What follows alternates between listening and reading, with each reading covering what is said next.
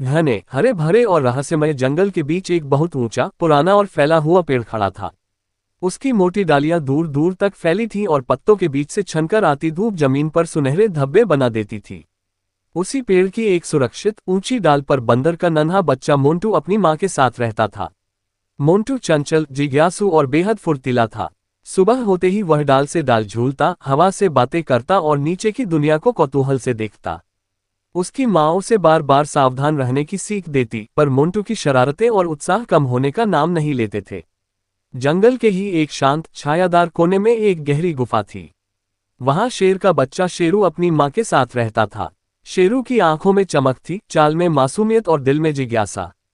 उसकी माँ उसे पंजों की ताकत, सतर्कता और दहाड़ की कला सिखाती, पर शेरू अभी खेल कूद की उम्र में था। उसे तितलियों के पीछे भागना, पत्तों को पंजे से उल्टना और नदी के पानी में अपनी परछाई देखना ज्यादा अच्छा लगता था।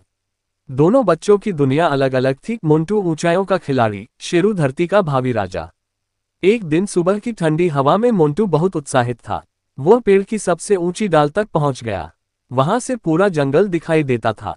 वह खुशी में आगे बढ़ा, पर अचानक उसका पैर फिसल गया। टहनियां हिली, पत्ते टूटे और मोंटू नीचे घनी झाड़ियों में जा गिरा। उसके शरीर में हल्की चोट लगी और डर के मारे उसका दिल जोर जोर से धड़कने लगा। वह कांपते हुए उठने की कोशिश करने लगा। उसी समय उधर से शेरू गुजर रहा था। झाड़ियों में सरसराहट सुनकर वह रुक गया।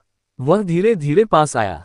मोंटू ने जैसे ही शेरू को देखा, उसकी सांस अटक गई। उसे लगा अब सब खत्म। लेकिन शेरू की आंखों में शिकार नहीं, चिंता थी। वह धीरे से बोला, तुम ठीक हो? मोंटू ने हिचकते हुए हाँ में सिर हिलाया। शेरू ने उसे उठने में मदद की और पास बैठ गया। उस क्षण दोनों के बीच डर की दीवार टूट गई। अगले कई दिनों तक वे चोरी छिपे मिलते रहे। मोंटू शेरू को पेड़ों पर चढ़ना सिखाने की कोशिश करता। शेरू कई बार फिसलता, गिरता, फिर हंसते हुए उठ जाता। बदले में शेरू मोंटू को जमीन पर तेज दौड़ना सिखाता। वे पत्तों के ढेर में कूदते, नदी किनारे पानी उछालते और जंगल की पगडंडियों पर लंबी दौड़ लगाते। उनकी हंसी से जंगल गूंज उठता। धीरे धीरे उनकी दोस्ती इतनी गहरी हो गई कि वे एक दूसरे के बिना अधूरे लगने लगे। एक दिन जंगल की शांति अचानक टूट गई। कुछ शिकारी चुपके से जंगल में घुस आए। उनके हाथों में जाल और हथियार थे। उन्होंने जानवरों के रास्ते में घास फूस से ढका एक मजबूत जाल बिछा दिया।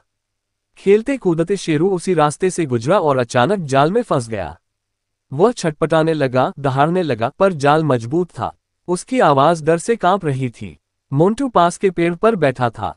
उसने ये दृश्य देखा तो उसका दिल दहल गया। बिना देर किए वह पेड़ की ऊंचाई पर चढ़ा, मजबूत बेलें तोड़ी और तेजी से नीचे आया। उसने अपनी पूरी ताकत लगाकर जाल काटना शुरू किया। उसके छोटे छोटे हाथ कांप रहे थे, पर हिम्मत नहीं टूटी।